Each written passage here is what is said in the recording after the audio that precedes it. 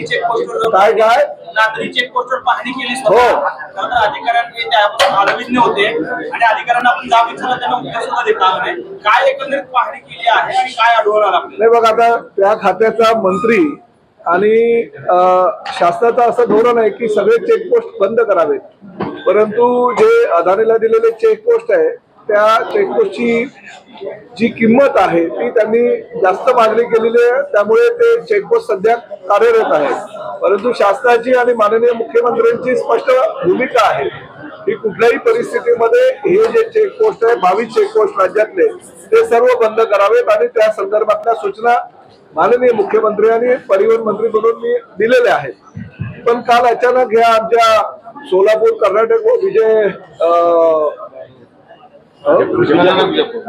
विजापूर जवळच्या चेकपोस्टला मला काही तक्रारी आल्या होत्या आणि त्याच्या अनुषंगाने मी जाऊन पाहणी केली आणि पाहणी केल्यानंतर आमचे 2 अधिकारी त्या ठिकाणी होते, परंतु खासगी देशातील काही अधिकारी तिकडे 25 काहीतरी म्हणजे आता काही खासगी अधिकाऱ्यांनी माझी ओळख करून दिली आमच्या आरटीओच्या अधिकाऱ्यांची, तेव्हा कळलं की ते आरटीओचे आहेत.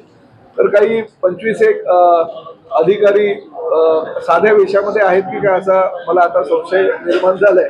त्यामुळे 25 लोक होती आणि तो घेरलं नव्हतं म्हणजे त्या चेकपोस्टला. तर ही पाहणी केल्यानंतर आता मी लेखी स्वरूपात आमच्या सगळ्या अधिकाऱ्यांना सांगितलं आहे की अहवाल द्या, कारण हे धोरण योग्य नव्हे.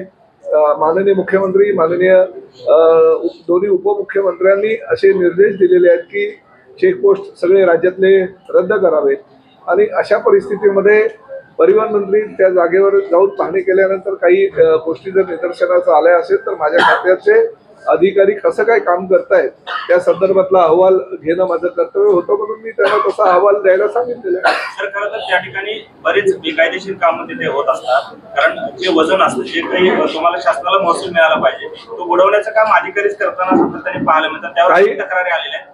कारवाई काही वजन असतं म्हणजे कुठलं वजन असतं हे आता मी काल बघायला गेलो होतो आणि मी काही ट्रक आहेत काही टेम्पो आहेत त्याचं सुद्धा वजन बघितलं, किती त्यांचं वजन आहे आणि किती त्या वजनाचा सदुपयोग आणि दुरुपयोग होतो.